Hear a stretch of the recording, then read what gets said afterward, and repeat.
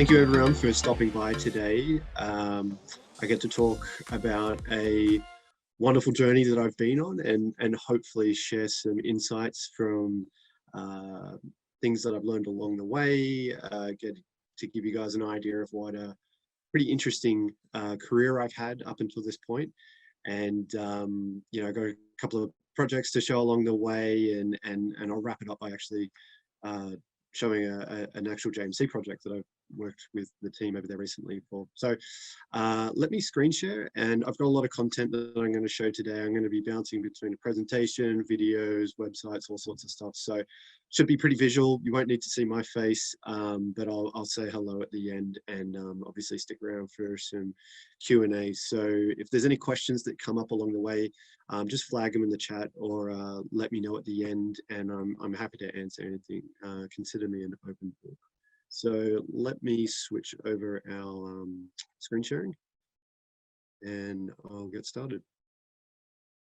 Okay, so the presentation today is Passion Exploration in Visual Communication and Motion Graphics. My name is Brett Morris, and I'm the creative director of a little design studio called Range Room Fox. Like I said, it's been a pretty interesting journey to get where I am now. And it actually all started many, many years ago when I actually enrolled in JMC. So I'm gonna sort of kick things off with this quote, which is something I sort of have abided by my most of my career, and it's simplicity. Simplicity is the ultimate sophistication. And I think when you're thinking in creative terms, you know, you deal with a lot of subjectivity, you deal with a lot of complexity, but at the end of the day, you're just simply trying to communicate an idea. I've chosen my career path as you know, visual communication through motion design, and it's not an easy skill set. I think it's something that, you know, you need to learn the language and you need to evolve your skill set. But always coming back to this quote, I think is something that I've used as a bit of a catalyst for a lot of my work. So before we get too deep, let me show you the Range Room Fox showreel, and this will give you an idea of what we do, what we've done, and a little bit about where we're going from.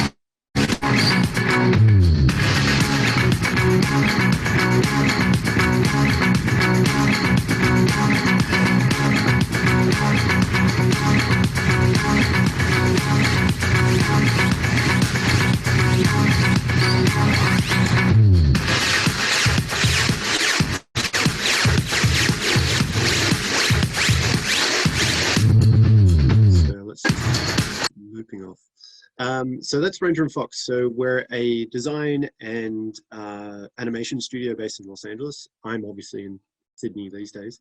And we specialize in design, strategy, and visual communication for brand and entertainment. The company's been going on for about 3 years now, and it's obviously facing some challenges with the global economy, but I'm in Sydney right now, and I'm sort of assessing a new chapter, but I'll talk about that later. So basically where it all started was when I finished high school. I actually didn't really have much of a direction as to where I was going to go with my career. I had a really strong inclination to get into film and TV in some aspect, as I had an uncle that worked in the industry, and I was able to do some work experience with him at the time, and just by being given a camera and being told, hey, you got a week, go make something, I went down to the beach, shot my friend surfing, put it next to a audio track, and just, you know, just absolutely loved the process. So doing that at 15, I sort of, you know, planted the seed as to, you know, wanting to, you know, being at least interested in the creative production storytelling. But then leaving high school, I focused on music majors and was sort of leaning towards music production. So I actually did a semester at TAFE. I think it was just like a very easy certificate, 1 or 2 in music production, and I enjoyed it, but I think the longer I was in it, the more I realized that it just wasn't for me. And I did some research and found JMC. So obviously I don't need to you know, tell you guys what JMC is, but I actually went there in 2004 to 2005. And at the time, there wasn't really many options, if at all, as to how to, you know, enter the film and television production space. There was afters, but, you know, you needed to have some work experience under your belt to get in. So I entered JMC in the film and TV production advanced diploma. I fast-tracked the course and ended up, you know, leaving after the advanced diploma because at the time, while I was there learning, you know, building my foundation, the language of film and television production, I was actually working on the side with my uncle's company called Interactive Originals. And so this company really allowed me to have a career at an early stage.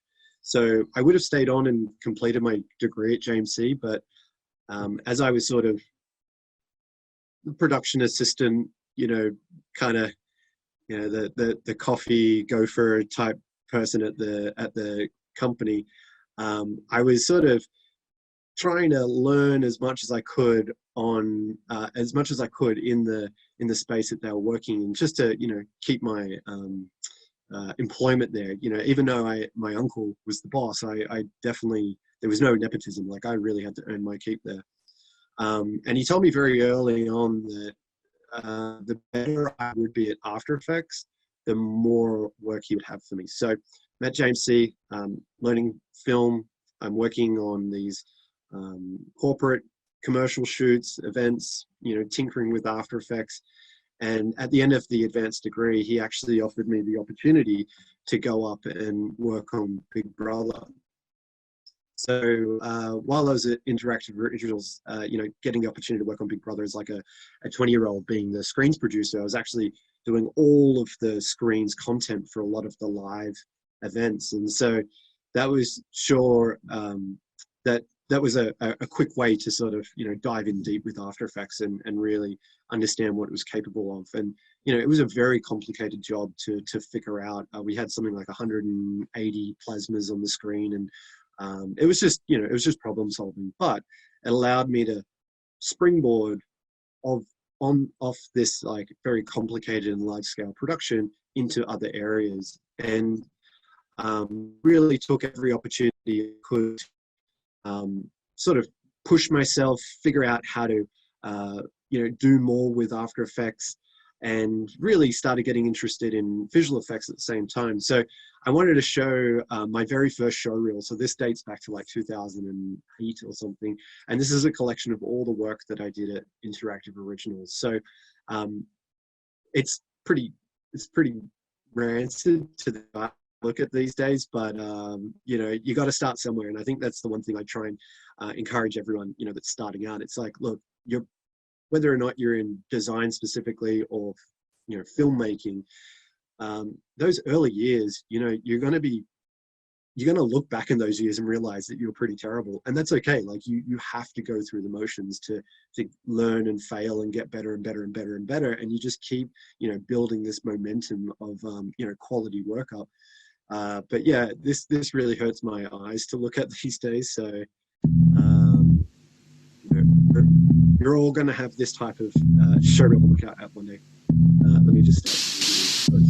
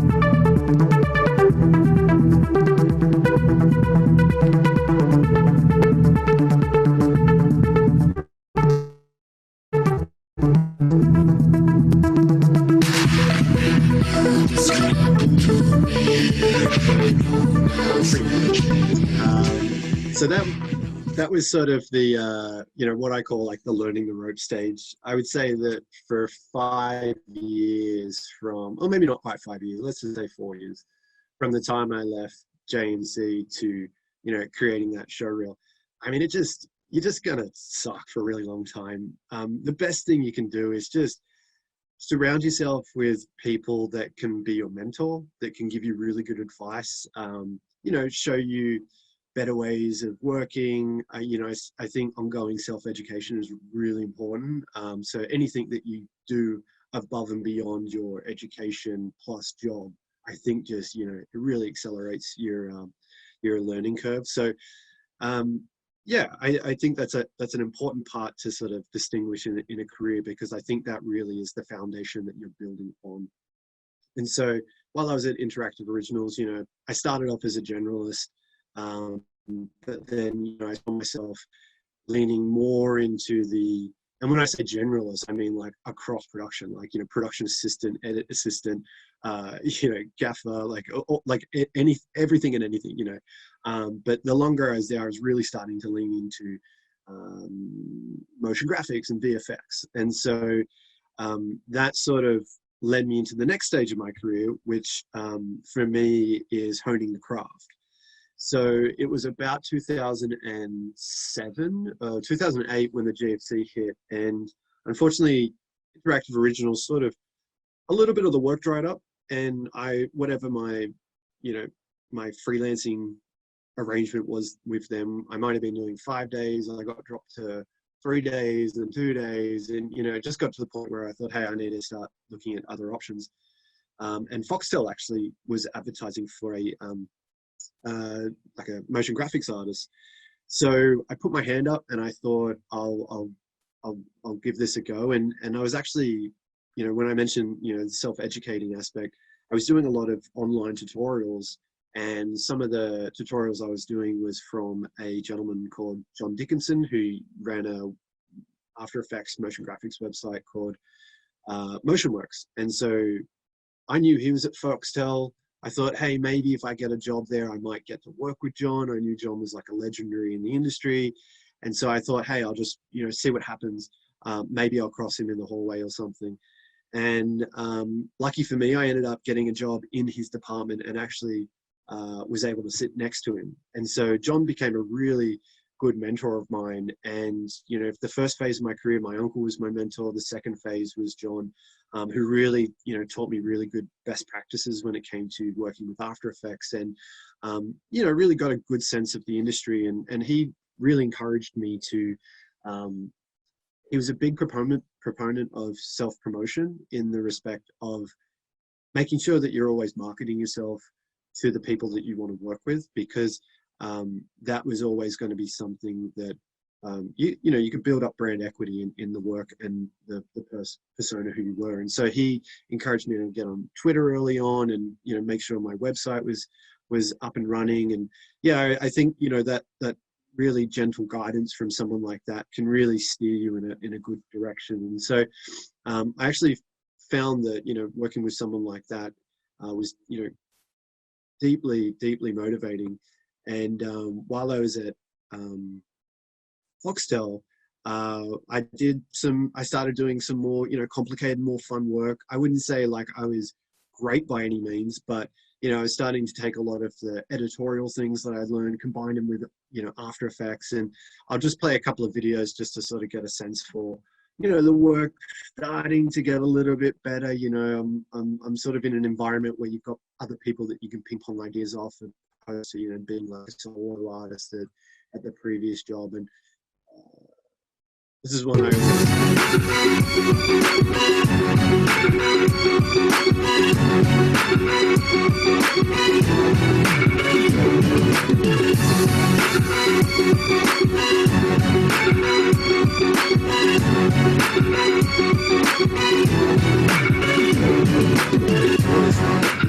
it was just a really fun edit, nice, complimentary typography in there. And it was great at Foxtel because, I was really starting to focus in on my broadcast design skills, but I was really pushing myself what I could do in 3D, and always putting my hand up to do something a little bit above and beyond of what was expected of me. And there was a project that I'm going to show now, which I think was like one of the first like 3D projects I did. And, I was always chipping away at my 3D skills, but I think this was one of the first ones that I really took a project from beginning to delivery, all in 3D.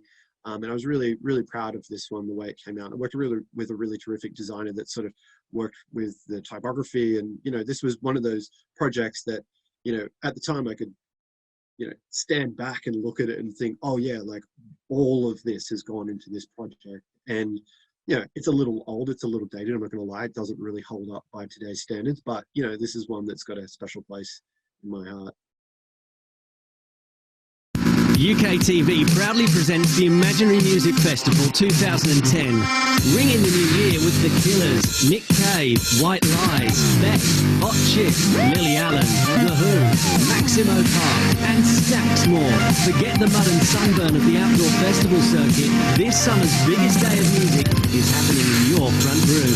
The Imaginary Music Festival 2010, Saturday, January 2, on UK TV and UK TV HD. So sort of like, kind of like encapsulate the work that I was doing there. It was a lot of like film titles as well. That was like the thing that we were really doing a lot of. And I got this little video that's a good compilation of all of these different film titles that we're doing. And you can see that there's some like 3D tracking, try and like integrate graphics with live action whenever I could. And, it was these sorts of like creative suggestions that I always felt like were the most important things that I could contribute to the team, because technically speaking, these are not difficult things to achieve. There's tools out there that, allow you to do these things.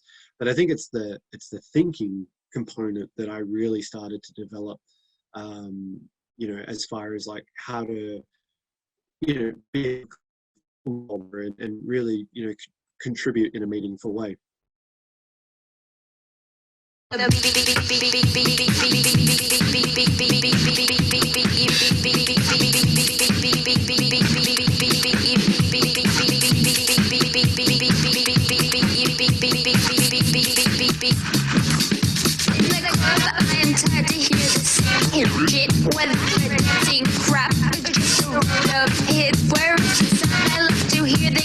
Shaking my ass, I like an electronic beat with a vocal that kick ass. I drink, I want you party hard. Maybe roll up and weed, we gonna party hard to the sun.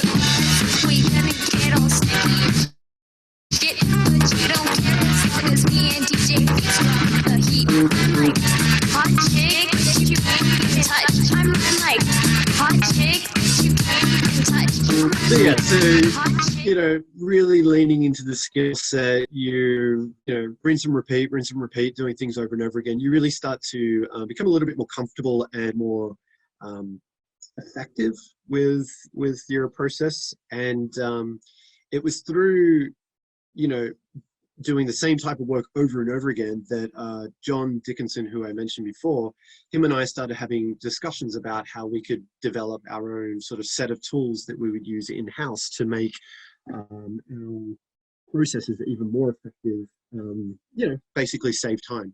So we started this endeavor, which, ended up lasting a little while longer than we actually thought. And we made this product called MovieType.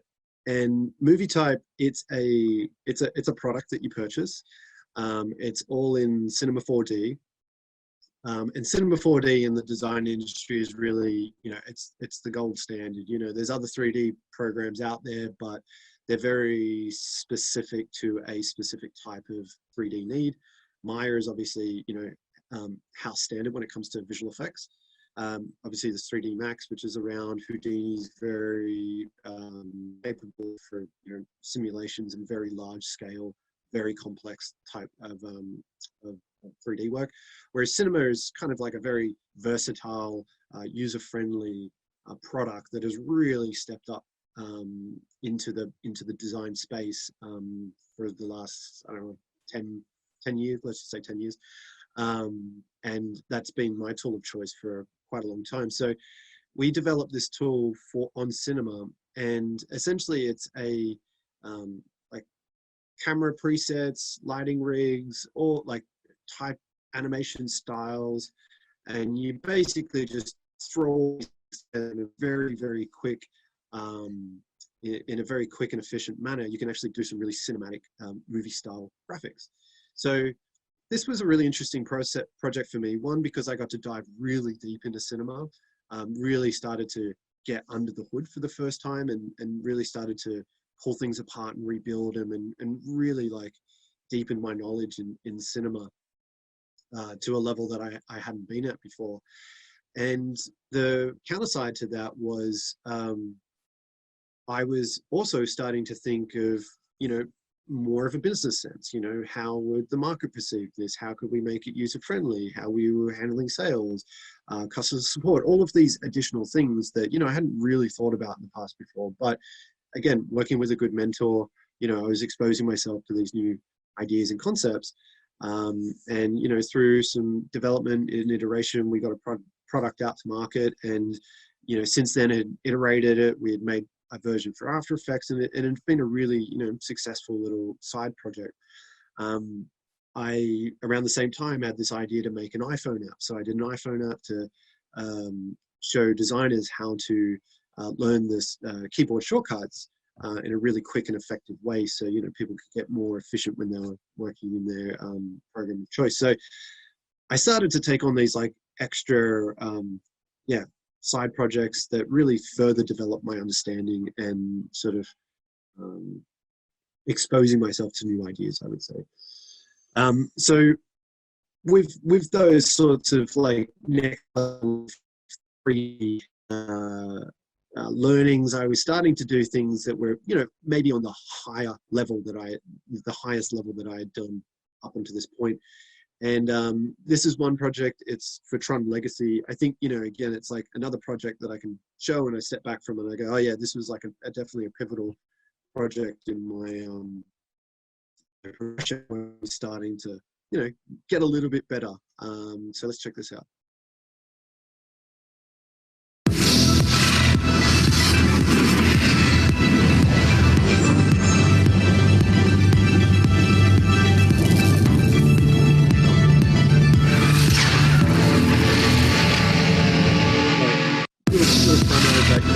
Obviously heavily inspired by the real Tron, but I felt comfortable enough that I could kind of get in there and make something of that sort of style at that point.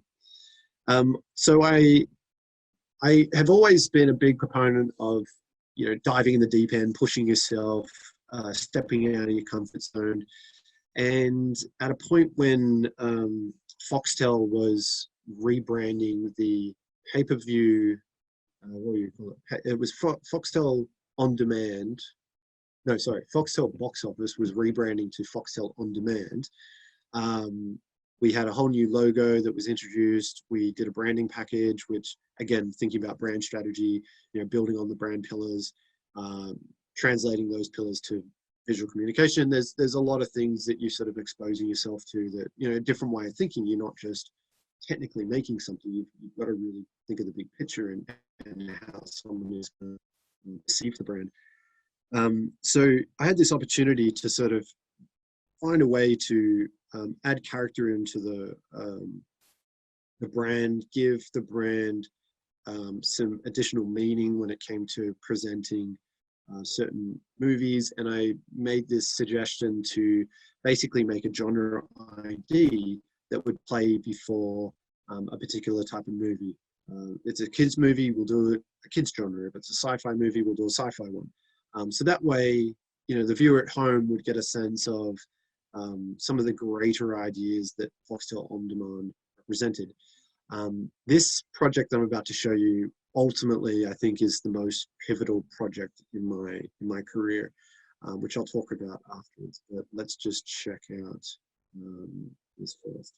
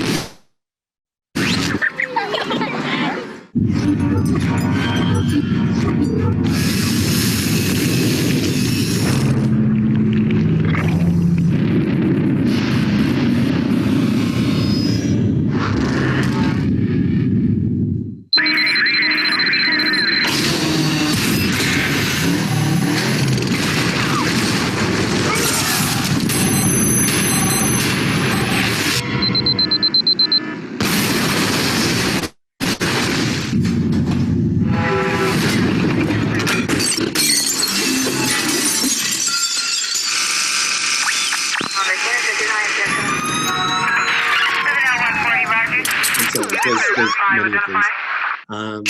But you get the idea. I'll actually explain it. So I basically had to fight to get these projects created in the first place. A lot of the people at Foxtel just didn't see the value of them. But I was like, you know what? I'll come in on the weekends. I'll stay late at night and let me just work on these because I think they're going to be a lot of fun. And it wasn't until I think I'd created 3 of them that I found out that my creative director wasn't going to show anyone. He was just like, I can't stop Brett from doing these things, whatever, he's just doing them on his own time. But when I made a couple of them, he then started to get behind it and thought, hey, these are actually pretty cool. Let's actually run these up the chain and make sure everyone else is cool with them. And so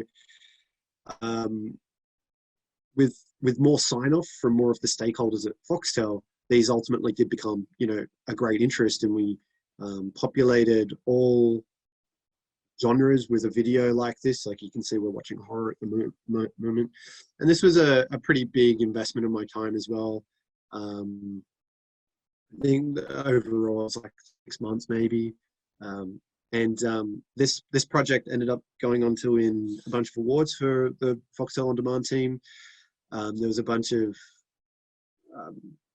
articles published about it on the web, and at the time I was really, really heavily inspired by this design studio called Capacity, who I'll actually look at now.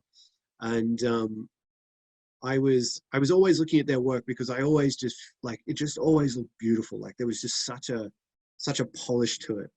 And I'll actually go down to the bottom, towards the bottom, to show some of the projects that were inspiring me at the time. So they made this NBC project. They'd done a Cartoon Network rebrand. They've got this beautiful short film called Upgrade and Mobilize. And so serendipitously, I had updated my website to say Brett's end goal is to work with design studios around the world, such as Capacity. And Capacity just happened to see these Foxtel On Demand articles that were being posted about me. And they actually had an artist at their studio who had done some work for ESPN, and I wrote on his website, "Hey, love your work. You know, keep it up," something, you know, something like that. So the owner of Capacity went to this guy's site, saw my comment, went to my website, realized that I did the work for Foxtel, and then went to my about page and actually read that, hey, Brett's end goal is to work with Capacity. So they actually reached out to me and they said, "Hey, are you interested in working with us?" So, you know, for me, that was an absolute no-brainer. Like at the time, I was really, really heavily inspired by them. I thought they were just doing the most beautiful work around. They're in Los Angeles, which working and living in Los Angeles was a goal of mine.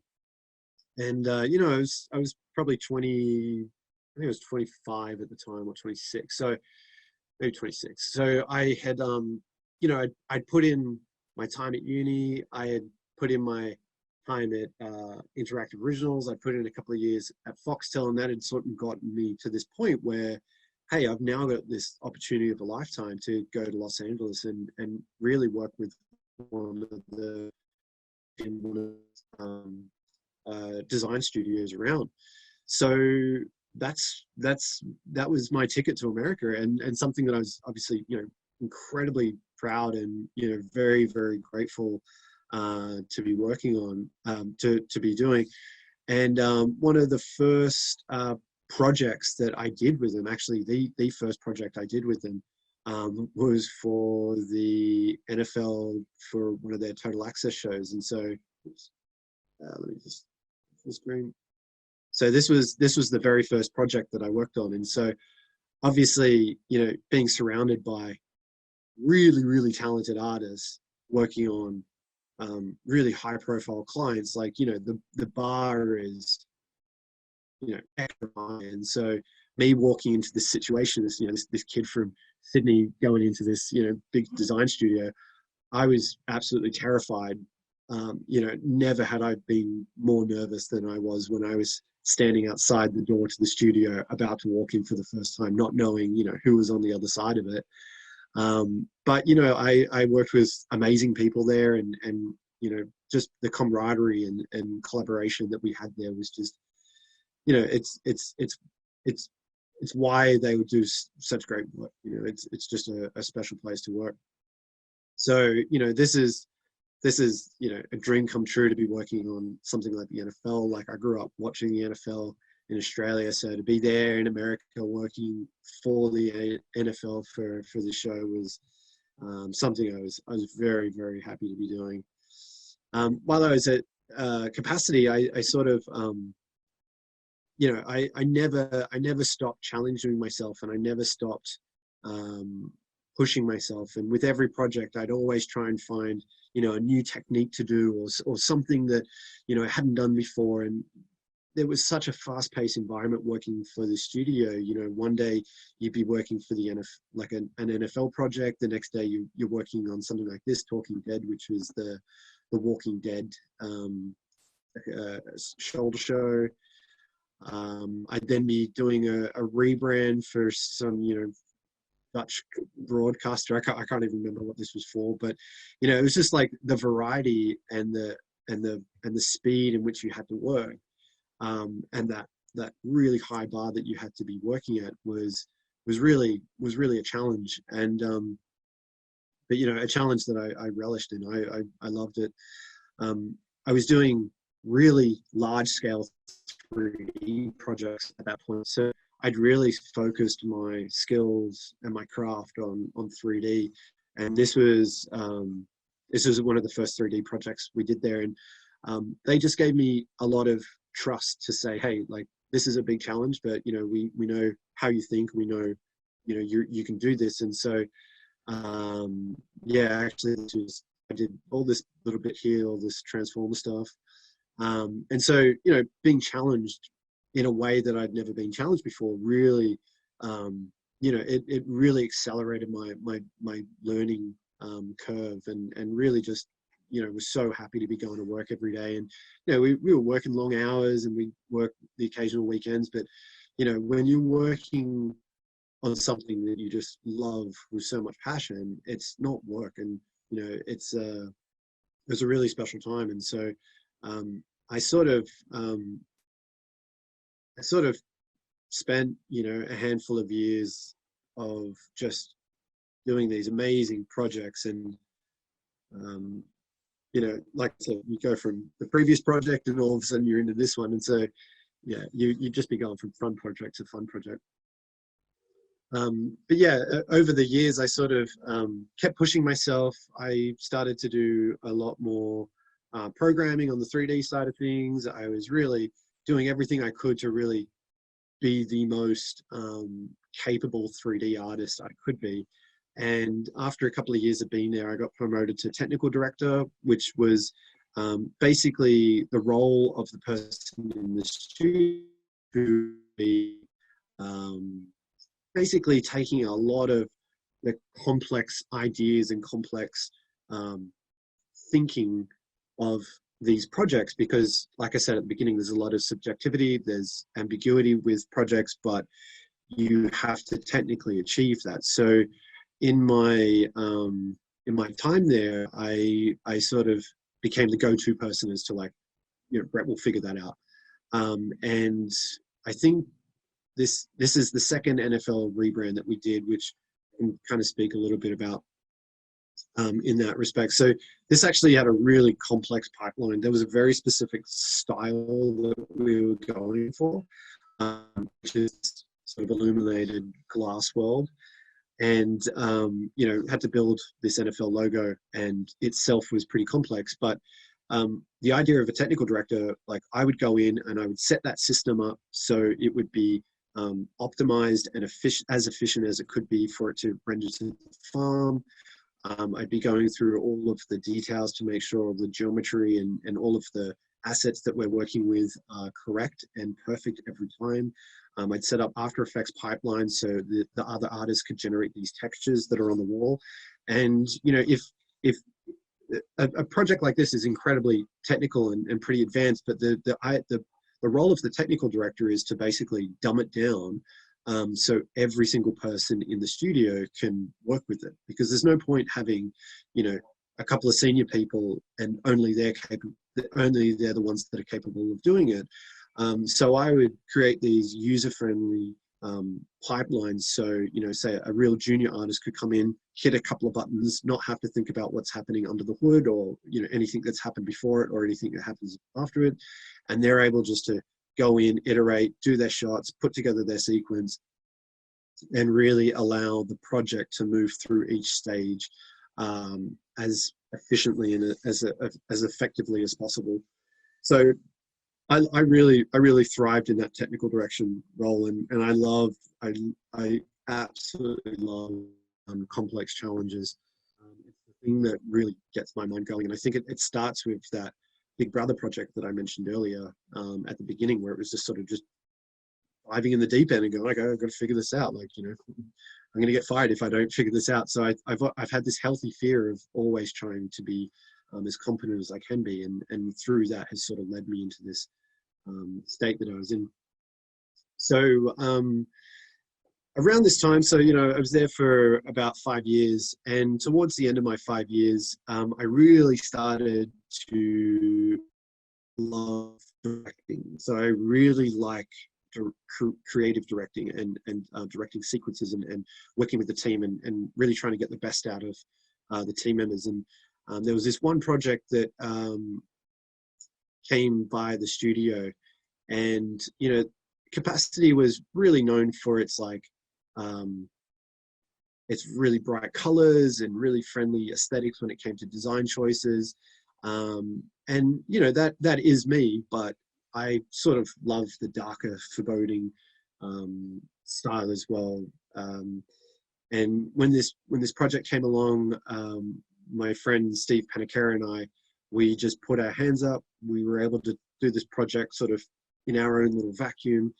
Same thing as the Foxtel project, Foxtel On Demand idents, where, you know, we did it after hours, we did it on the weekends, we did all these things to you know, get it across the line. And I think to this day, this is still my favorite project. This is really something that I I love dearly. And this is basically the catalyst of what would be Ranger and Fox.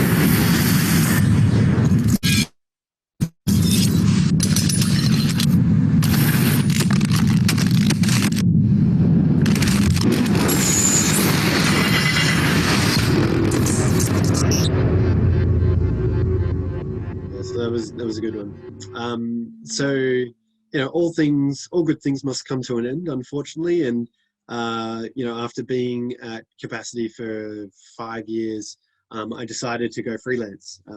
I had my first child, and I just weighed up, you know, like, how in control am I of my time and my finances and all that sort of stuff. And I went freelance, and this is the showreel that I put together. And this showreel really encapsulates my time at Capacity and everything that I achieved there. So this will give you a really good cross section of the type of work that we were producing.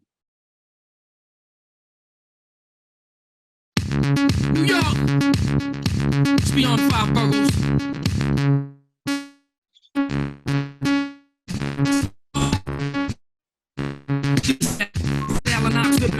For them box spitting big monsters sniffing that blow.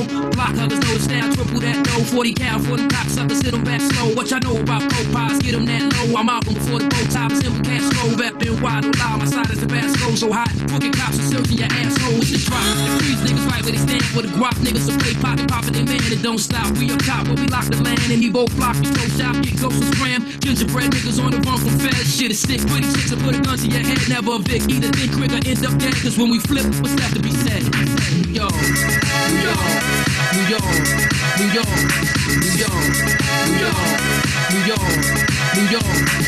Living in the city, living in the city. New York, living in the city, living in the city, yeah. New York.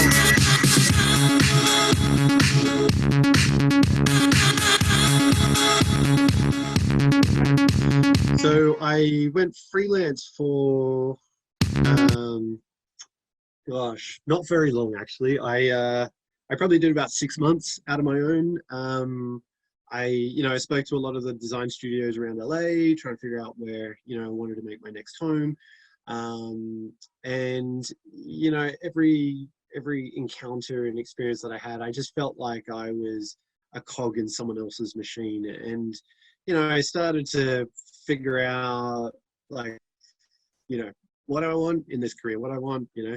I felt like I had, you know, the goals that I set for myself by going to America in the first place, I'd sort of achieved, you know, live and work in America, work for a design studio, work on big rebrands and, you know, all of like sports graphics and all these things. So I ended up thinking, you know, what about creating my own studio? And so Steve, who I created that previous project with, he was sort of thinking about heading out on his own as well. And we thought, hey, why don't we, you know, get together and see what we can do. You know, we worked really well together. We were, you know, good friends, and we gave it a go. And so that's really where when Ranger and Fox started. And so, you know, just to talk a little bit about Fox. So we've been in operation for 3 years now.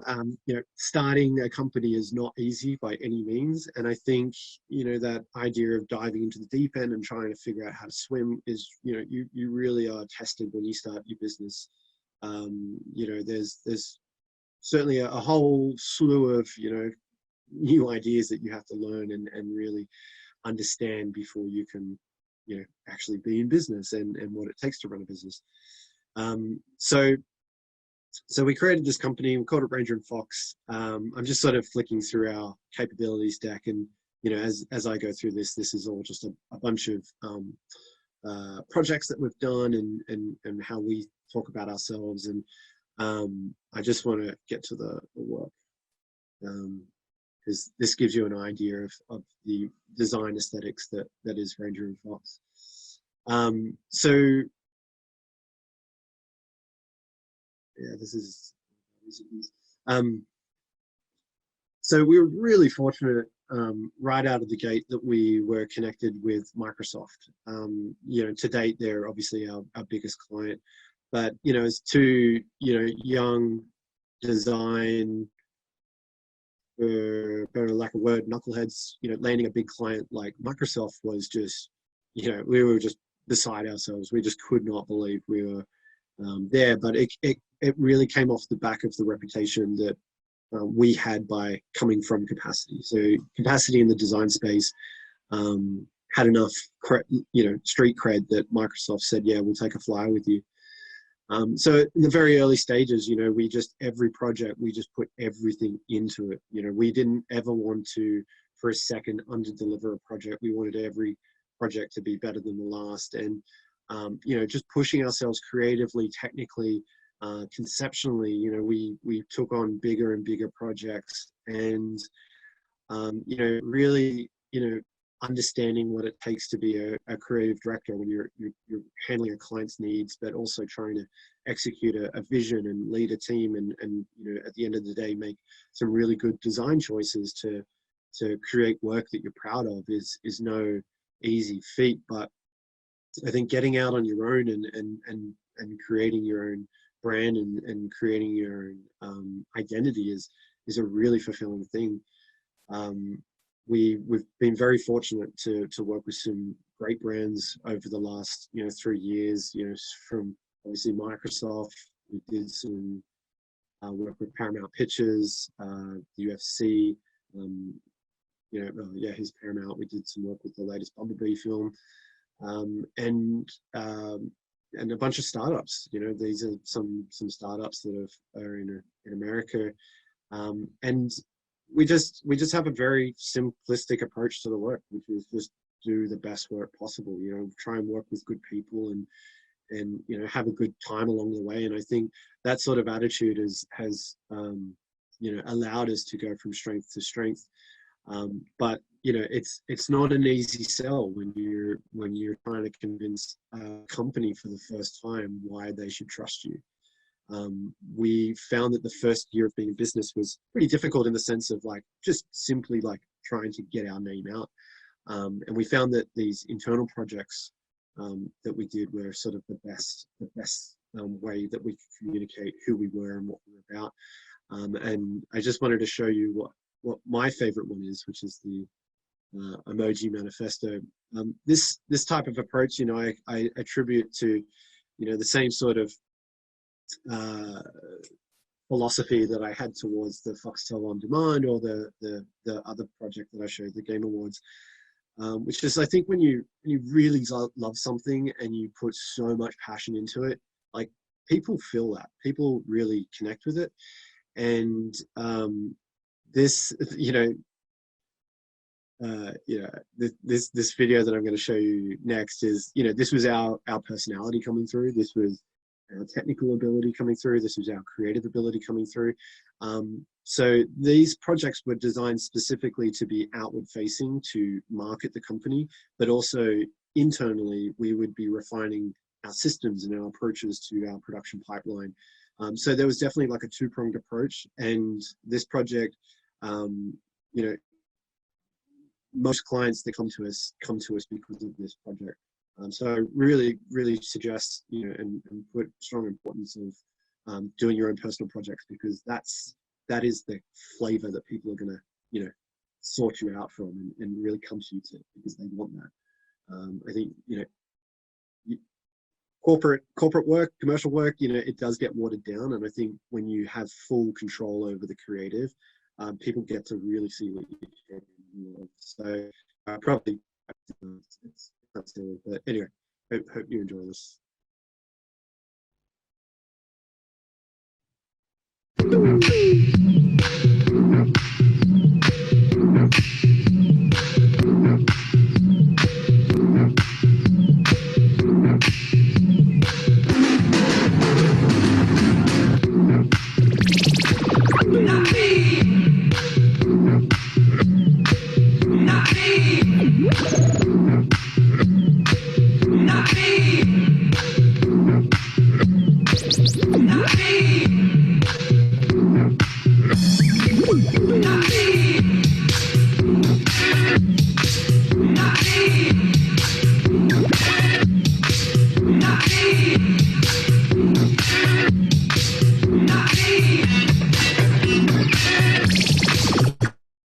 Yeah, it's just a bit of fun. Oh gosh, another spelling mistake. I'm just not going to show these anymore. I really should have another spell.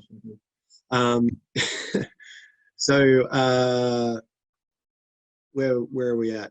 Okay, so basically, I'm in LA, and obviously very difficult to run a business. But, two career parents over there with a small child. We found out that we're having a second child, and we just started weighing things up. And we just thought, you know what, if we're going to have another kid, let's go back to Australia and not put ourselves through that meat grinder again.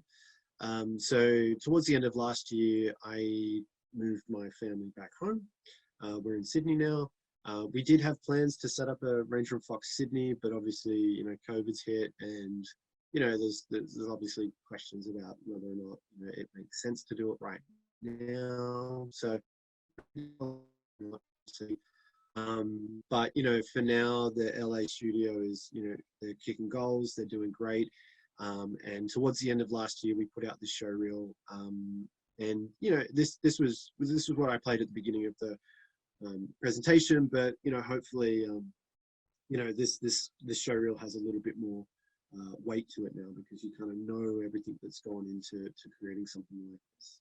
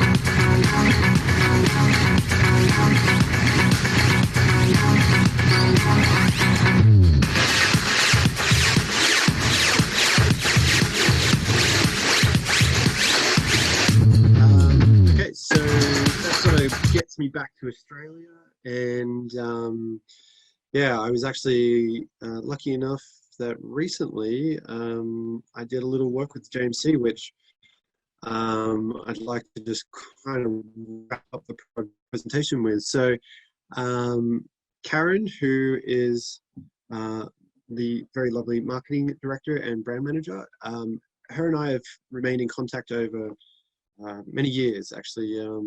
While I was in America, I think we connected before I went to America, and then we remained in contact throughout. And every now and again, I'd come back to Sydney, and I'd stop by the academy and just get a sense for how JMC is growing. And it's just been amazing to see how the college has gone from anyone that's in Sydney that has gone to the Holt Street campus.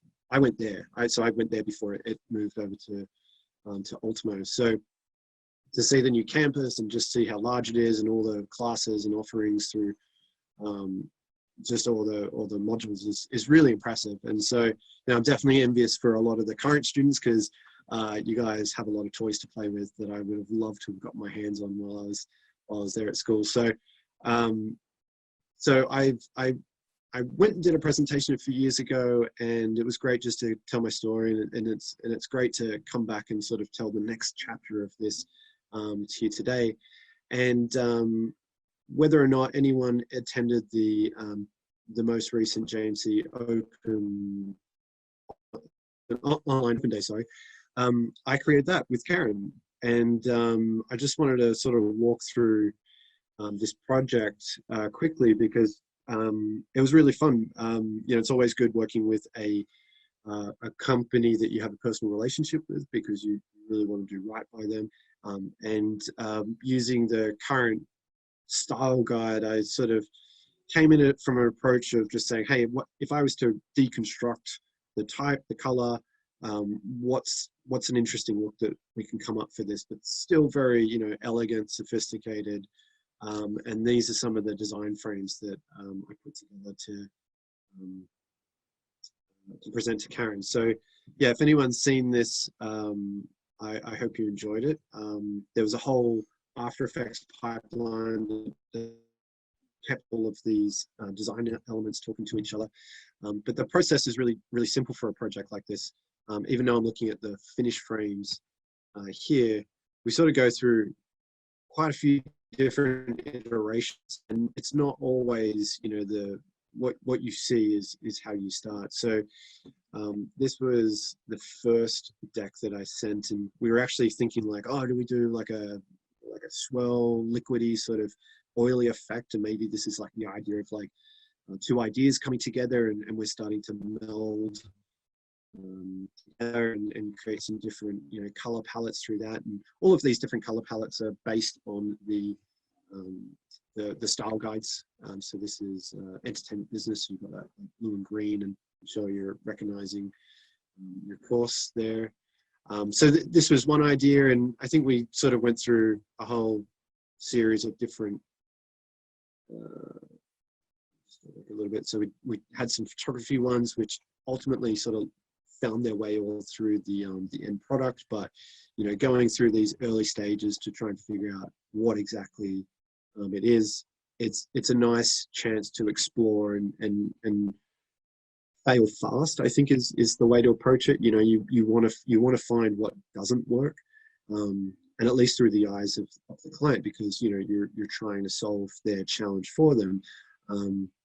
One thing that I like to think about when working with a new client is just, you know, sounding out their personal tastes, you know, what they're reacting positively to, what they're reacting negatively to, and using those gut instincts as to how to then refine it. Because, you know, every iteration of design that you're presenting, you want to be moving the needle in the right direction. And I think if you're not listening and if you're not able to communicate effectively, that's when, you know, you start to get into that, you know, ambiguity, subjectivity sort of range. And I think when you're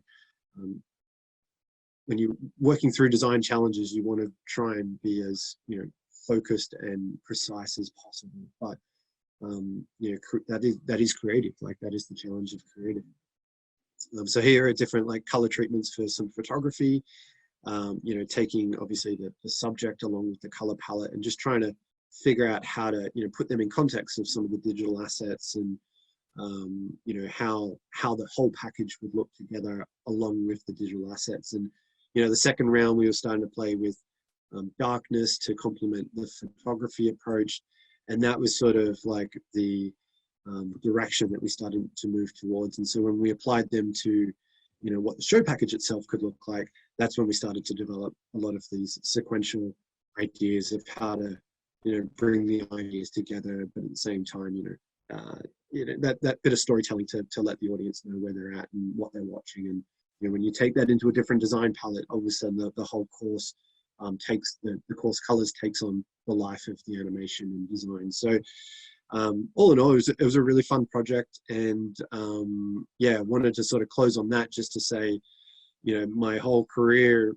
basically started at JMC, and I find myself here like 15 years later, you know, back at JMC, you know, working with the people that, you know, started my career. So you just never know where your career is going to take you. And I feel very privileged to tell the story to you all today. And I think there's a bit of time for Q&A. So just anytime Cass wants to jump in and you know, see if there's anyone that wants to answer a question, I'm here and happy to be an open book. Shoot me any questions. I'd love to tell more.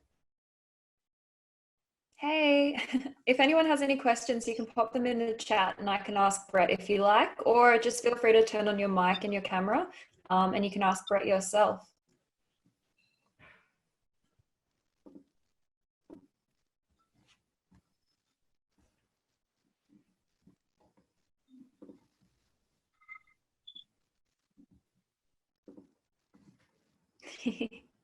Anything?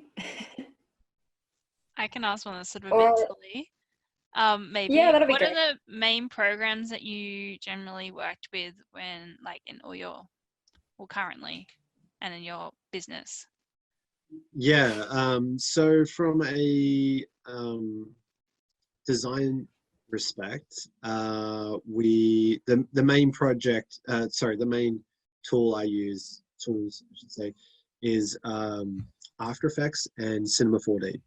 So it's in the creative industry or design industry. Let's just say broadcast design. It's a little bit more specific than saying computer animation or something broader. Design, you're actually handcuffed to the applications based on what the client preferences are. So a lot of the project are actually ending off project files to the client. And so clients have just adopted After Effects for all things animation or 2D animation, and adopted Cinema 4D for all things 3D. So I like to use a GPU renderer called Redshift, which is just a super powerful unbiased renderer that you can utilize by adding a GPU to your computer. So it's a little bit more advanced than just the standard renderer. And I think when you combine Redshift with Cinema and After Effects, you've got a pretty complete post-production package. And then editorial stuff, we just use Premiere because it's bundled with Adobe. And I think outside of that, there's obviously a lot of business apps that I could talk about, but specifically to production, they're the ones that we use.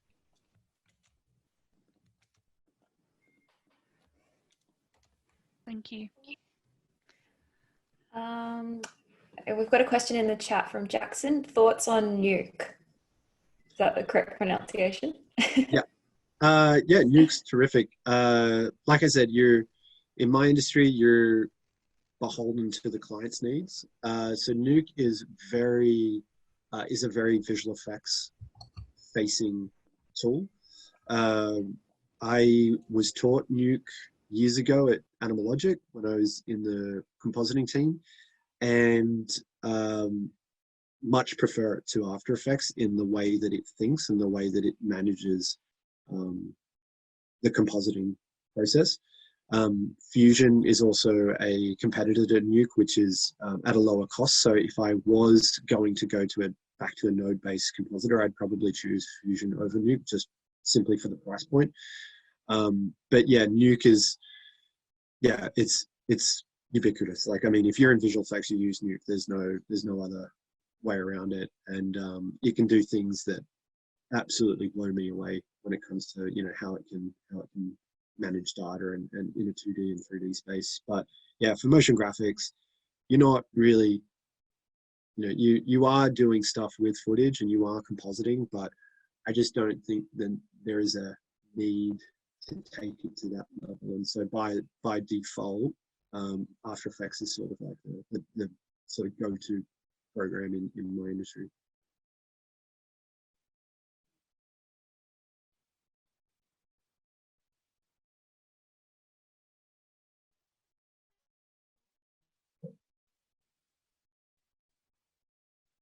Hey, Cass, I can see you talking, but your microphone's muted. Oh my God. I just said, do any staff have any questions they want to ask on behalf of the students who might not be able to attend, so that when they're watching the recording, was there anything else to cover that they might like to know about?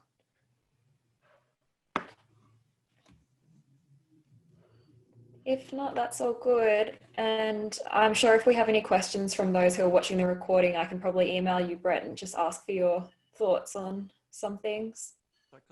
Yeah, sounds good. Happy to help. Oh yeah, Jackson, you had a question? Yeah, so I was just, so obviously you feel that having those mentors was a really big help early on in your career. Could you see yourself doing as well if those opportunities to have those particular mentors didn't come along? If you found were there other opportunities for other mentors?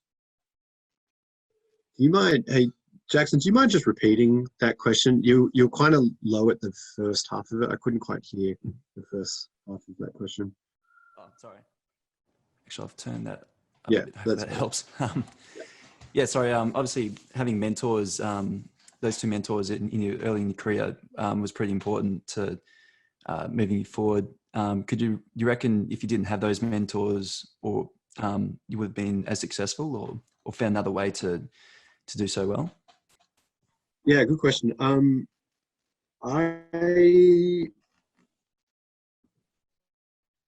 I've always had this philosophy, which is like, you don't know what you don't know. And I think having a mentor or someone who takes a vested interest in your growth and development allows you to think about your blind spots, or think about things that, or just, allows you to think in a more critical or productive way. I don't know, to be honest. I think those two people played a pretty important part in my early developmental years. So it's not to say that I wouldn't have been able to achieve what I've achieved. It might have just taken a little bit longer, or I might have I might have made a couple of mistakes along the way that they prevent me from. So I see that being like one of the key benefits of having a mentor is, you're really learning from their years of experience, and that obviously accelerates your own development. And I think it just comes down to, you don't know what you don't know. So it's up to you to sort of fill those gaps as well. Thanks. Great. Did anyone have any more questions before we wrap up? Or like I said, if there's anything from those who aren't here today, we can ask Brett a few more maybe after the fact. We've got one from William. As a beginner, what skills do you reckon we need to have coming into the industry? And specifically to motion graphics, or specifically to creative, is there any, because if Liam wouldn't mind just following up on that.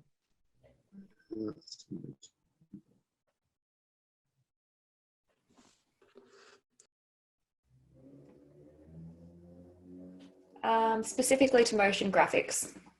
Yeah. So motion graphics, I find it's an evolving landscape. It looks really different nowadays as it was when I was starting out. When 15 years ago, After Effects wasn't even sort of like the gold standard for compositing. So things change rapidly. And so I think that's probably the thing to keep in mind the most. So as far as like things to learn early on, I wouldn't necessarily put all of your time and investment into the software learning.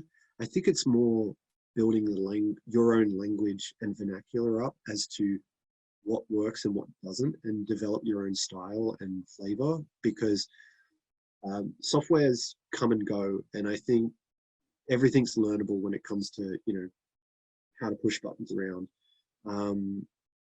I think it's your artistic voice is really the thing that you should be focusing on developing first, because I think that's the one thing that is going to always be there, and it's infinite.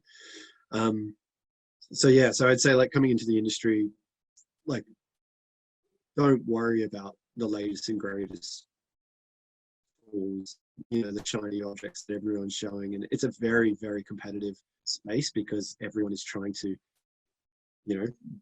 be the next, star, or, do the most coolest project that, gets out and gets all the likes. Like, it's a very, like, fast-paced environment. But yeah, I would put as much stock into just figuring out your own voice and style, and really hone that in.